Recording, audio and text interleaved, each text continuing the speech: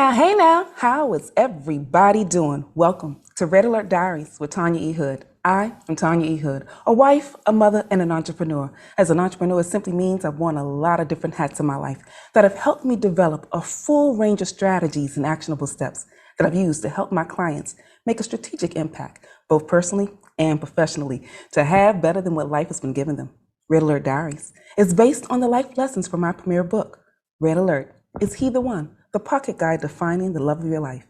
And if you read my book, you already know that I got married at 21, and after 11 years of marriage, I found myself going through a divorce, having to raise my 2 sons alone.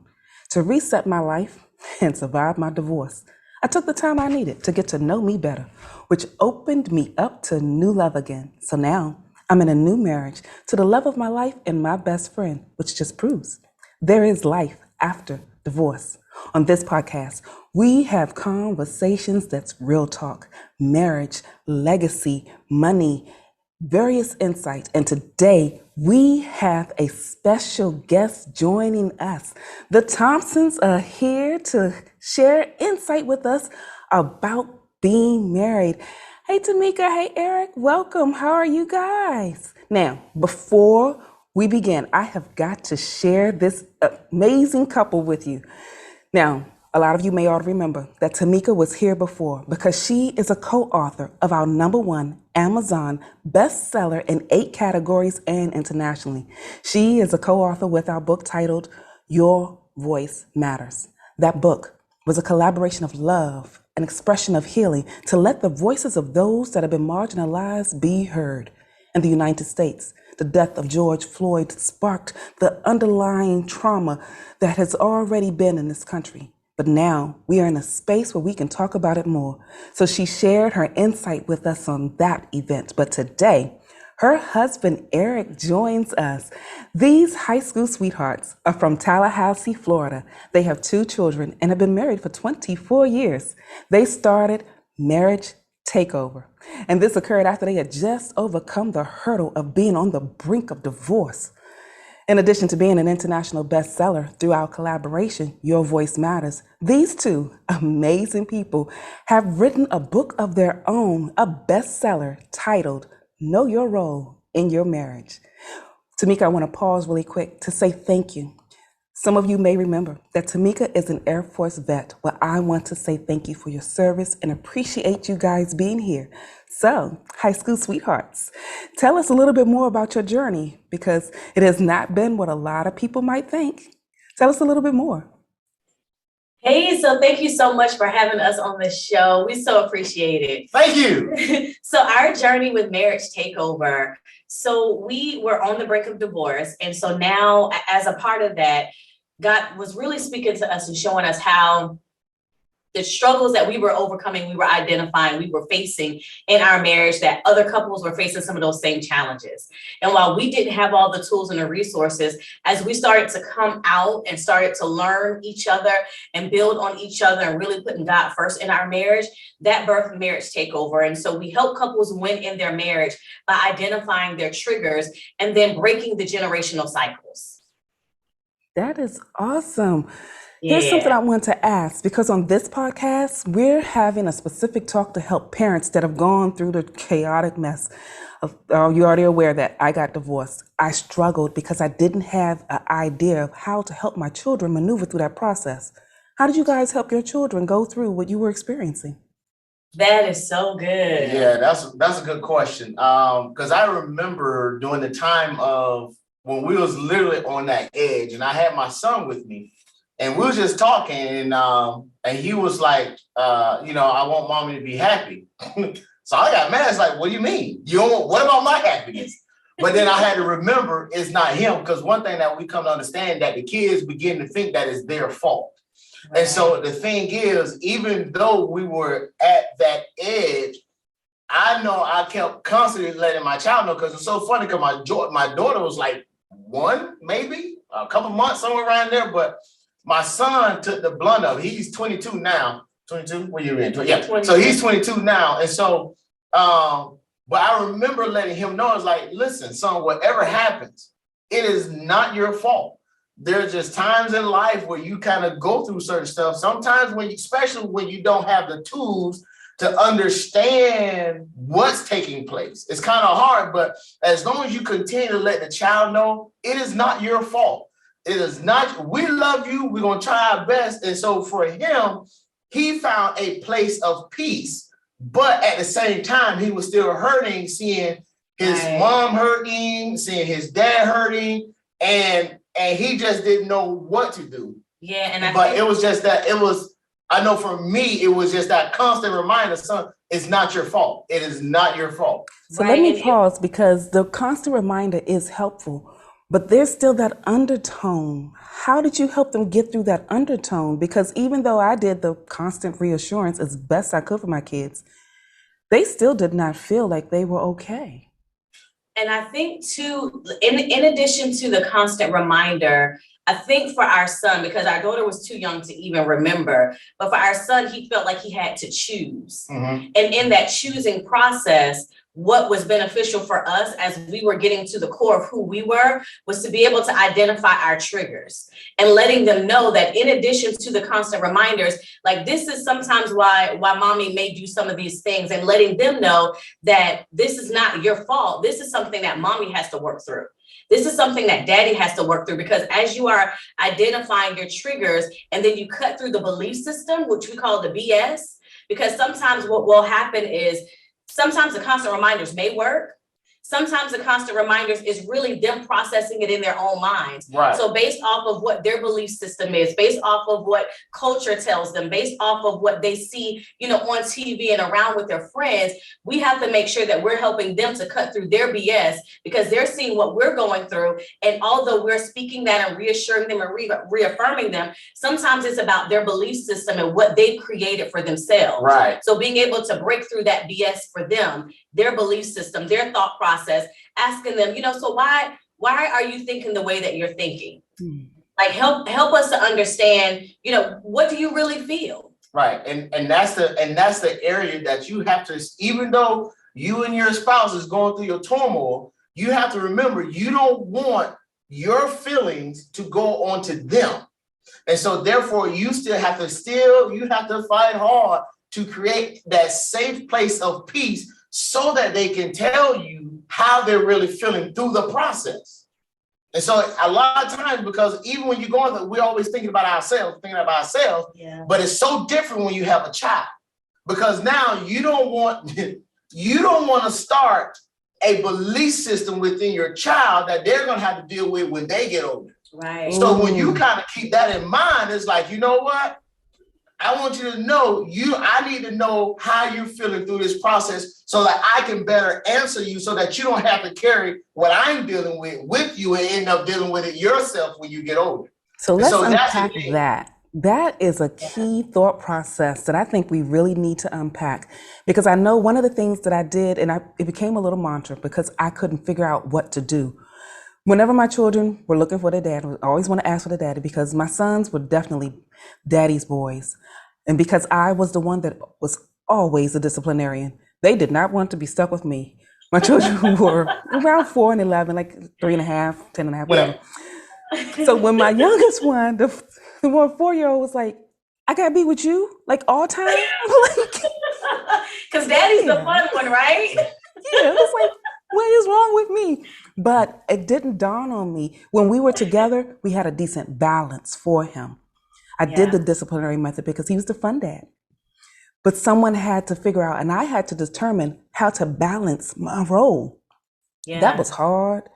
And when they wanted their father, I created a mantra. Well, let's take a moment, because like you shared earlier, I had to find a way to get God to be their console, because I couldn't do it while I was struggling through my own turmoil. Right. So I told them, okay, you want your daddy? Let's take a moment. God bless daddy, God keep daddy, and make his face shine upon him. Use the mist part from church. Right. Right. It got to the place where my ex decided, he was like, I know your mama talking about me. Before you'd be like, mama says, God bless you, God keep you, his face shine upon you. Right. So with that, they have grown up to be pretty decent young men. They're in their 20s now. But while you were talking, the thought about the adults still living out that childhood trauma. Yeah. Is that part of what you all talk about when you have your marriage takeover? So let's Oh, talk about that, absolutely. because I know you've got to talk more about the BS. I'm sitting there like, BS, oh, please define. Yes, absolutely. Because what we don't realize as adults, right? So we got married really young. We were 18 and 19 years old. We were really young and we didn't know what we didn't know. And I brought to the marriage all of my baggage and all of my trauma, not realizing that was what it was. I didn't bring nothing to the marriage. No, I'm Oh, stop lying. I'm joking. I'm joking. Lies you tell. But no. And so as you're going through that process, like it's easy for us to, when we're hurting, to want for other people to hurt or for other people to see our side of the story. Like it's so easy for us to want to play that victim role. Feel what I feel. Right, because I want my children to love me and to gravitate to me because I'm here, I'm in the grinches, I'm grinding, I'm trying to do the very best that I know how to do. But then the process comes, okay, so then what did my mom do? And so my mom was a single mother and I grew up in the household with her. She never once downed my father. She never once spoke bad about my father. She allowed us to see those things. And so it was important for me, even as we were going through that, okay, even though I'm hurting, even though I have this childhood trauma, even though I really want my children to see my side of the story, in that particular space, I had to get to the root of who I was, to get to the root of my trauma and deal with me so that I could be the very best version of me for my children. Right. So that I don't then reestablish something so then they carry on and think, well, oh, is dad bad because dad left? Or is that this because dad left? No, we all got some things that we're working out. And what I don't want you to do is I don't want you to think of your father differently. Right. I don't want you to think of your mother differently.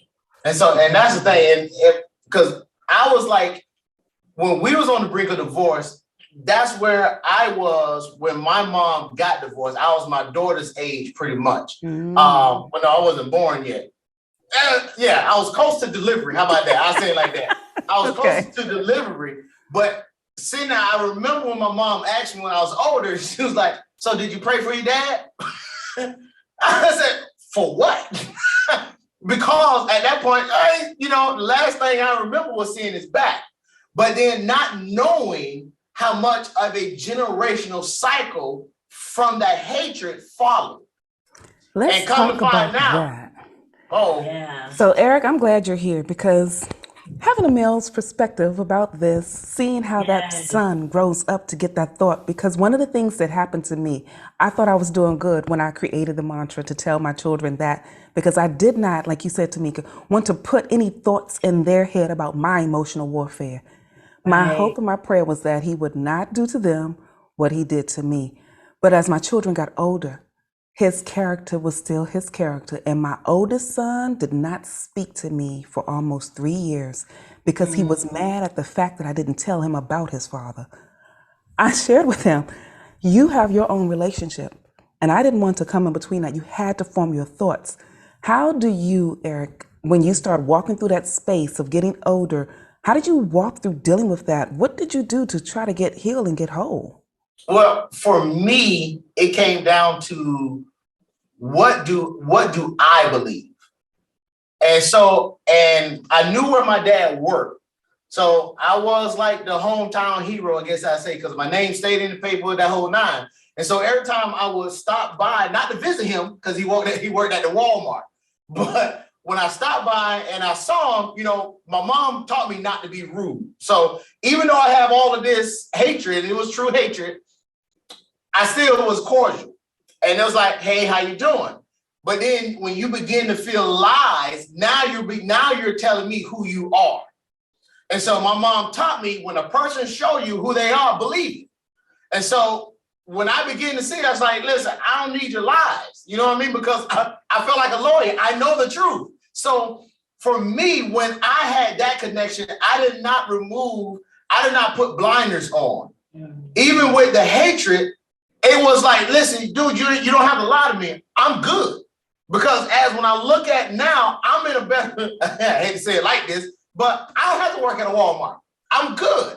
And so it's like, I see, even though whatever your choice was, I was good. And then it got down to the point where I recognized that I did not forgive was when he died. So when when he died, I'm still holding on to unforgiveness. And so I was blessed because I had real men that stepped in my life to mentor me, to teach me. You know what I'm saying? Those things that I felt as though he should have taught me. But because of it, I recognized I was holding on to unforgiveness to the point my own job forced me to go to his funeral. What do you mean? I had a job forced me to go to the funeral, right? But they forced me to go to the funeral. And I was like, because it's like, I don't know him.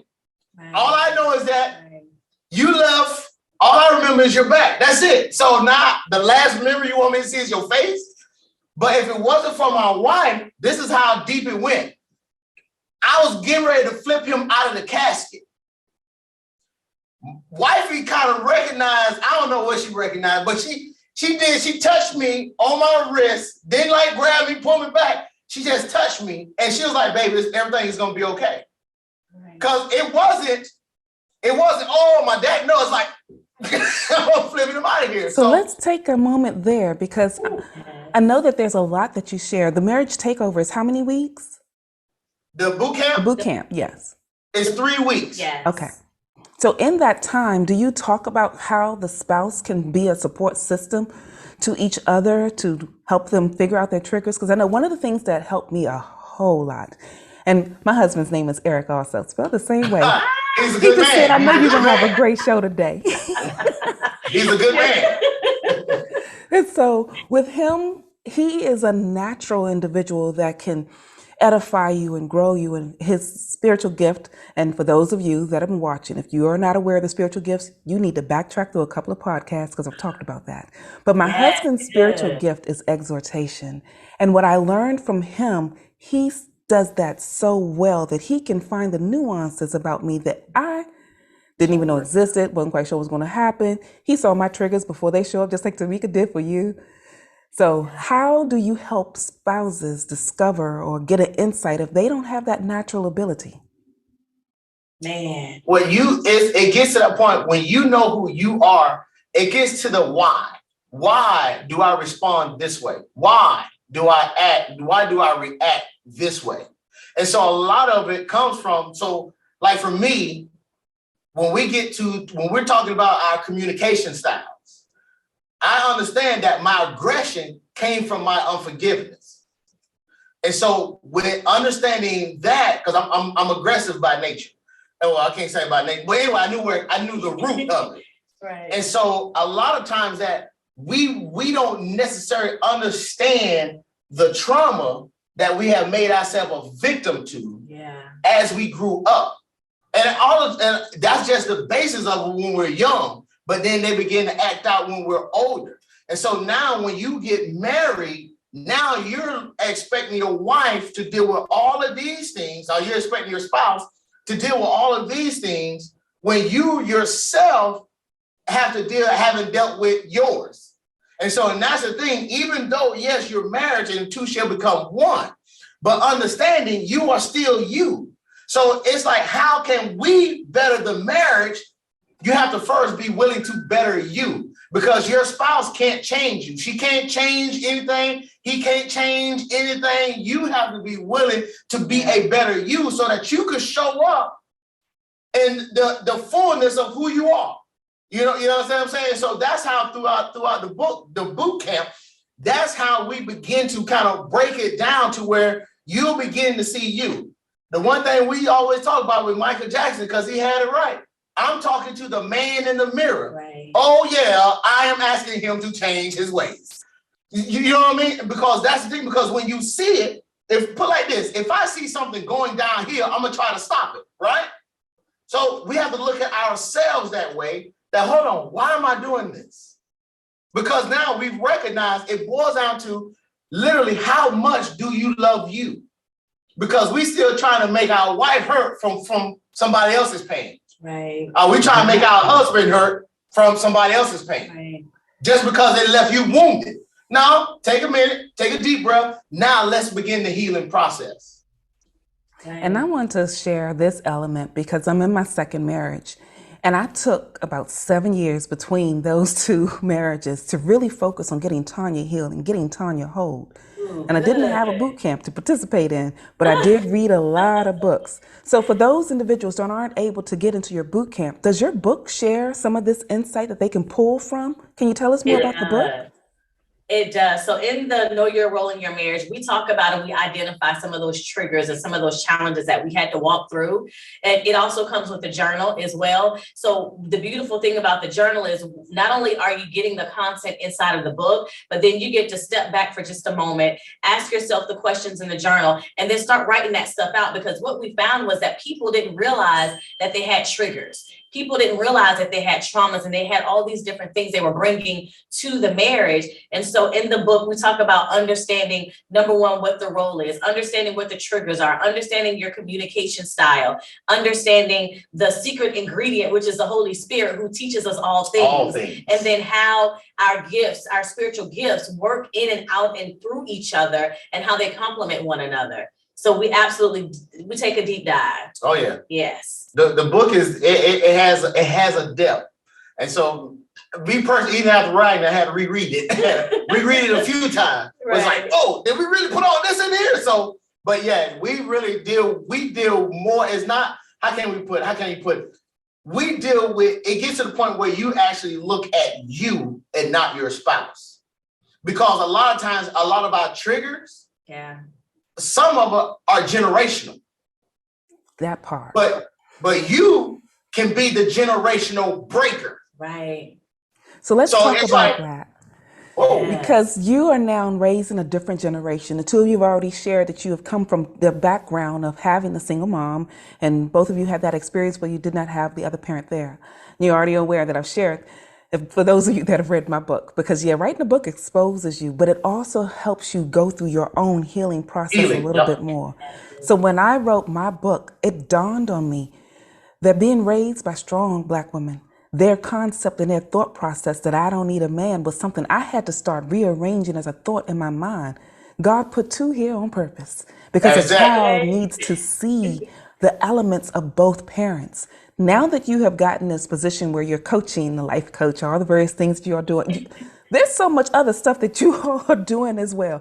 You got your own podcast, you got the kitchen conversations that happen once a month, you got the online radio show. In any of those elements, are you helping parents get an idea of what they can do to break that generational curse so their children can be whole through this process? Oh, absolutely. Helping them to identify that they, number one, have the power to stop the change and to break the change, to break the cycle. And then making sure that they're teaching their children differently, right? That we're showing up differently. You know, again, raised by a phenomenal single mother who was, everything she did was independent. I was the oldest of my sister and I. And so when we were moving and going and doing our thing, like when I got married, I was taking on so much of the role to where it had become dangerous, because not only did Eric didn't know where to fit because I was doing so much. And then I was out of alignment with where God really wanted me to be. Yep. And so there was no way that he could truly get into, we weren't allowing God in enough for him to really do what he wanted to do in the marriage. And it's very important because a lot of times, don't get me wrong, I love the strong Black women. I love the strong woman, period. But you have to understand that you are still someone's helpmeet. Right. So it doesn't matter how strong you are, you still have to recognize. And so in that, we teach our kids, hey, listen, I like my son, you don't have to wait on nobody. You can still cook, clean, you can make enough money so you can do your own stuff, get your own stuff sewn. Yes. But what it's saying is that you still have room to be complete. That's why he says, and the two shall become one. But a lot of times, like she was just saying, that she was so used to taking on everything because that's what she saw. Right. So what was formed in her belief system, the trigger came about through her belief system. And the root of that was fear. Oftentimes we go through, and so we help our community to kind of get to the root of, why do you feel like you have to be in control? Why do you feel like you have to be independent? Why do you feel like, and we get to the root of it, because the root we'll oftentimes find is because of, rejection, because of fear, because of disappointment, or sometimes we may not even know. And that behavior, that lifestyle, that thought process may no longer be serving you. And so that's how we help our community to identify that, break that down so that they can change that cycle. I'm glad you shared that, because I know for me, I am an electrical engineer by discipline, project manager by trade. My natural, logical, analytical mind has to have order and structure, which sort of makes me teensy-weensy bit of a control freak. Teensy-weensy, right. Teensy-weensy, right. I got you, sis. I got you. Teensy-weensy, right. I'm saying. So when I decided, I already knew, because God had to help me, like you were sharing. I had to go through the space and the place of doing sort of an assessment of my skills. What do I bring to the table? And in chapter 6 of my book, I write a whole section about complementary, because if I wasn't certain what I was bringing, I couldn't determine what he would be bringing that was complementary. Because God intended for us to have a complementary nature that was brought together so that we can share that with the world. Right. So when I did that, that helped me, and I know I'm doing my book a little bit out of order. Chapter 5, with intentions. I was more able to get a clear perspective of his intentions when I was clear of what my assessment were, so I can find out complementary points. You all do challenges. In some of your challenges, do you share pieces like this? Because sometimes we don't have the time to go through a boot camp. Everybody's not going to get the book. So thank you so much for doing those challenges. What do those share? Man, we are transparent. Right. We are open book. Open book, transparent. It's a week long. So we normally do 5 days. And what we do, we unpack everything. You normally say, if you do the work, you come up ready to show up, you see a transformation in day 3. Yeah. Because we're dealing with the triggers, we're giving you the homework, we're coming back, and we're making sure that we're really digging deep. And we spend so much time serving the people. Like, our whole goal is making sure that we're serving you, because time is the only thing that we cannot get back. And if you're going to show up for your marriage, you're going to show up for yourself. We want to make sure that we are serving you. So in those 5 days, normally day 3, like, it really starts to register. Right. It really starts to click to say, oh, wow. I need to focus on me. I need to do this. And, oh, these are my triggers. And, oh, this is how I'm showing up in my marriage. And, oh, they didn't realize so many different things. So by day 3, transformation is taking place. And the one we just finished was phenomenal. And God just came and he sat in the room. He sat on the streamline, and people were being healed. Their transformation, they were saying that, one brick at a time, God was just tearing down the walls. And so that's what we do in our challenges. So that's 5 days. You get us every single day. And we are always looking for how it's being beneficial to the people. And the one thing that we're grateful for with it is because when you're with, it's cheaper to go through the challenge and put those tools in practice than it is to go to divorce or allowing divorce to happen, because now you're passing on. And that's what a lot of times we don't understand, is that we're passing on those same triggers to our children. Yeah. And the thing that I would rather pass on is that, hey, my son recognized, you know what, I saw my daddy fight to the end. Yes. To where he just recognized it wasn't going to happen. But from it, that's what, you know what I mean? And so it's that, because now it's like you actually begin to save you. It's not really the marriage. You're actually saving you. Now you just have that one to compliment. Hallelujah. Hey, there it is right there. Now, speaking about giving things, you all have shared that you have a special giveaway for my audience. Tell us more about that.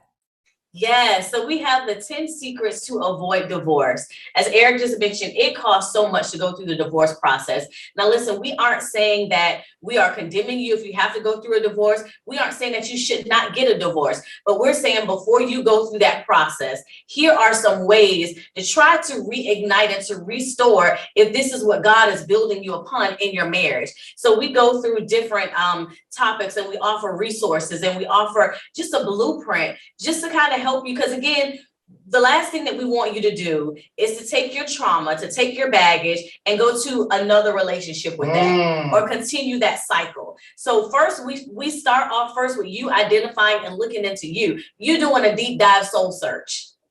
Because oftentimes what you'll find out is, oh, my trigger, my trauma has nothing to do with my spouse. This is how I'm showing up. This is how I'm internalizing this thing. And then you can start that way to just kind of build back your marriage and restore what God has already given you. And so again, this is not a condemnation if you have to go through that process, but this is, if you want to try to go through the process of avoiding that, here are the 10 secrets for free. She got it right now. 10 secrets. Okay. We were waiting for you, Eric. Just, I ain't know you want to answer. It's 10, as long as you are willing to do the work, I can guarantee you will see a difference. Because every divorce lawyer is going to ask this one question: have you tried to reconcile? Yes. I agree with that one. So here's something I want to share, because for those of you that listen often, you're already aware that I discovered at the end of my first marriage that it wasn't so much the things that my ex did. He unearthed past things that I had brought into that marriage. I wasn't aware that I was bringing it because I thought I fixed it. But if you just decide you're going to bury things instead of deal with things, it shows up resurrected in moments you do not want it to be present in. So that was my problem. So I am so glad you guys are here. Can you give us one last thought? Because we have to start wrapping up. I am so enjoying this conversation, but we got to give her a moment to wrap some things up. Is there any one last comment, question, or thought that you want to share with the audience today? I think my last one is just to let you know that you are not alone. I think so many times we are in challenges or in obstacles in our marriages and we feel like we're alone. We feel like we're the only couples going through. You are not alone. And as Eric mentioned, if you're willing to do the work, we get in the trenches with you. So be encouraged, stay encouraged, and always remember you are not alone. And remember, legacy. What you pass to your kids will now be passed to your grandkids and be passed to your kids' kids for generations to come. So what you leave, don't leave something that's negative, generational cycles that breaks down. You change it and leave the generational cycles that builds up. Thank you all so much for that. And so, everyone, I want to encourage you to go to their website, marriagetakeover.com. There you can get copies of their book, get opportunities to see when they have available their next boot camp, the next challenge, so that you can get the chance to grow your relationship. And for today, if you don't remember anything else that was shared today, here's the one thing I want you to know. Take the time you need to help your babies through the process. And the best way to do that is for you to work on you. Get whole, get healed, so that you are not passing on generational things that you received or moving things into the future that you don't want to be a legacy. Thank you so much for sharing that, Eric. And if you're looking for some support in other ways, you can also reach out to me on TanyaEhood.com. There we can have other discussions to support you in different ways. And if you're on Clubhouse, join me every Tuesday in a Red Alert Diaries room at 7 p.m. Eastern Standard Time so that we can continue this conversation or we can start a new one. This is Tanya E. Hood, walking in my purpose, and I want you to do the same. When the waves are taking you